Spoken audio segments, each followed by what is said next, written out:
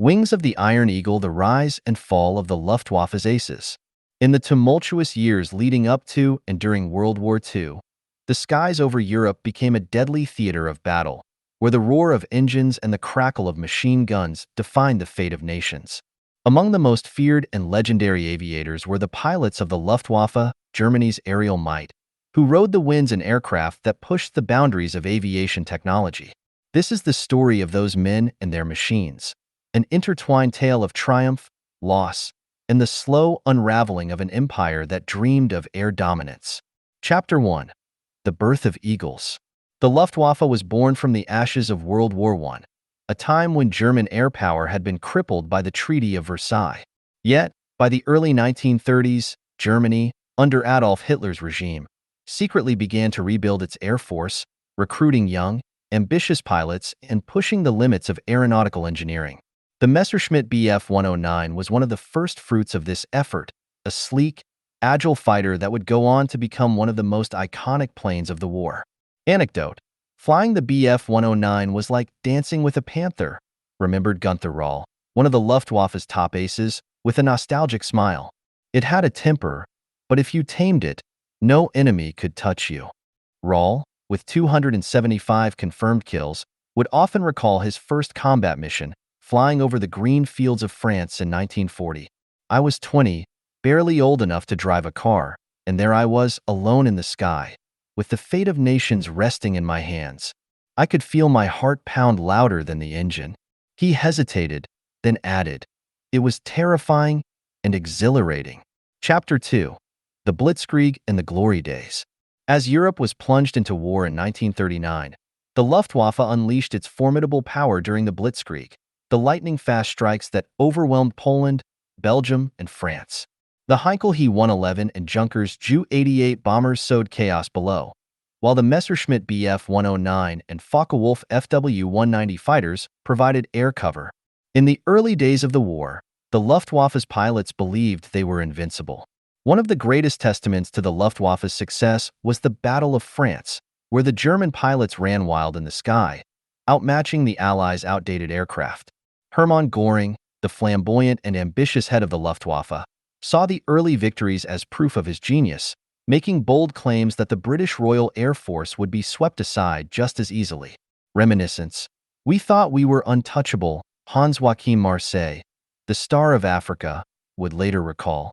Marseille, a natural-born ace with 158 kills to his name, fought with flair, often described as the rock star of the Luftwaffe. "I remember once, after a mission in North Africa, I landed the plane, jumped out, and Göring himself handed me a bottle of champagne. It felt like we could conquer the world. But, oh, how wrong we were." Chapter 3. The Turning Tide, Battle of Britain. But the skies over Britain told a different story. In the summer of 1940, what became known as the Battle of Britain pitted the Luftwaffe against the stubborn RAF. The battle was supposed to be a swift German victory, yet the British, with their new radar systems and determination, fought back fiercely. For the first time, Luftwaffe pilots found themselves outgunned and outnumbered. Anecdote: Werner Mulders, another famous ace, who had been a hero in the Spanish Civil War, flew dozens of missions over British skies. "We underestimated them," Mulders would admit years later. "Every time we thought we had them on the ropes, they bounced back. I remember one mission over London. My cockpit windows covered in oil after taking a hit, and I could barely see. I thought that was it for me. But somehow, I made it back to base, with my plane limping across the channel. We lost so many good men that summer." As the Luftwaffe struggled to maintain its dominance, the cracks began to show. The bombers that had been so effective against Poland and France were vulnerable to RAF fighters, and the German pilots, worn out by constant missions, began to doubt their invincibility. Chapter 4. The Eastern Front and the Cold Skies. In 1941, the Luftwaffe's focus shifted east to the vast, icy expanses of Russia. Operation Barbarossa, the invasion of the Soviet Union, was launched with overwhelming force, but as the winter of 1941-42 set in, the Luftwaffe found itself fighting not only Soviet aircraft but the brutal Russian weather. Reminiscence: the cold was worse than the enemy. Erich Hartmann, the most successful fighter pilot in history with 352 kills, would later write in his memoirs. At 30,000 feet, with the heater broken, it felt like my blood was freezing inside me. One time, over Stalingrad, my entire instrument panel iced over, and I had to fly back to base using only my gut instincts. Hartmann, known as the Black Devil to the Soviets, had developed an almost mythical reputation. Yet even he knew that the war was turning. We couldn't replace the planes we lost, or the men. Every victory felt hollow, because we knew we were running out of time. Chapter 5. The Fall, Jets and Desperation. By 1944, the Luftwaffe was a shadow of its former self. Allied bombers now struck deep into Germany, and despite the introduction of advanced jet fighters like the Messerschmitt Mi-262, it was too late to turn the tide. The Luftwaffe, once the pride of the German war machine, was now fighting a desperate, losing battle. Anecdote: flying the Mi-262 was like flying a lightning bolt, Adolf Hitler, one of the Luftwaffe's most famous commanders, said. But we didn't have enough of them, and the pilots were too inexperienced. I remember seeing boys, barely 18 years old, climbing into those jets. They were no match for the experienced Allied pilots. We were sending lambs to the slaughter. Chapter 6. The End of an Era. As Berlin burned and the Third Reich crumbled, the Luftwaffe's remaining planes were grounded for lack of fuel. The once mighty fleet was scattered in pieces, many abandoned in fields or destroyed in Allied raids. The aces who had once flown with such confidence were either captured or killed, their victories now meaningless in the face of total defeat. Reminiscence: I survived the war, but I carry the weight of all those I lost, said Erich Hartmann, reflecting on his final flight in May 1945, when he deliberately crash-landed his Bf-109 to avoid surrendering it intact to the Soviets. I think often of my comrades, those who didn't make it. We believed we were invincible, but war teaches you that no one is untouchable. Epilogue: The Legacy of the Iron Eagles. The legacy of the Luftwaffe's aces is a complicated one. They were undoubtedly some of the most skilled pilots to ever take to the sky, but their brilliance was in service of a dark cause. Today, their stories are remembered not just for their daring and skill, but also as a cautionary tale of how technology and bravery can be twisted by the ambitions of a few.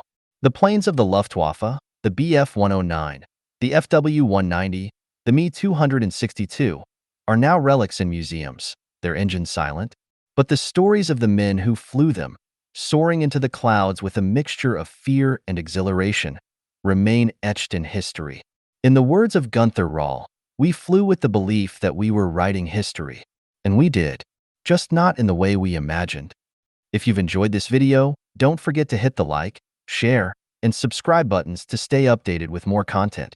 The creator of Polly Speaks for You has always been driven by a passion for giving a voice to those who need it most. Whether it's through text-to-speech technology or voice recognition, the goal has always been to create tools that help individuals, especially those with disabilities or learning challenges, communicate and interact with the world in a way that is meaningful and empowering. The stories shared, such as those about the sailors aboard the HMS Victory, are not just about reliving history, they are about the power of voice. Through Polly Speaks for You, the creator saw an opportunity to use storytelling as a medium to convey courage, strength, and resilience, much like the sailors of the past. These stories are intended to inspire and engage users, reminding them of the importance of their voices, both literally and metaphorically. The idea behind these stories is to showcase how technology, particularly speech technology, can be a tool for preserving history, while also empowering users with the capability to share their own narratives. By blending history with technology, the creator of Polly Speaks for You aims to demonstrate how powerful a voice can be in shaping and sharing our world, past and present. In a sense, these stories represent more than just entertainment. They are a way for the creator to give a voice to history, to connect with users in a deeply human way, and to remind them that their voices matter, whether they are telling their own stories or those of others. The creator's work in developing Polly Speaks for You is never just about making a functional tool. It was about making sure that every voice had the power to be heard. If you've enjoyed this video, don't forget to hit the like, share, and subscribe buttons to stay updated with more content. This content has been adapted from the powerful features of Polly Speaks for You, South Africa's leading accessibility software. Learn more at www Paula speaks for you.co.za. We invite you to support this meaningful dyslexic initiative, crafted and developed by an individual who personally understands the challenges of dyslexia.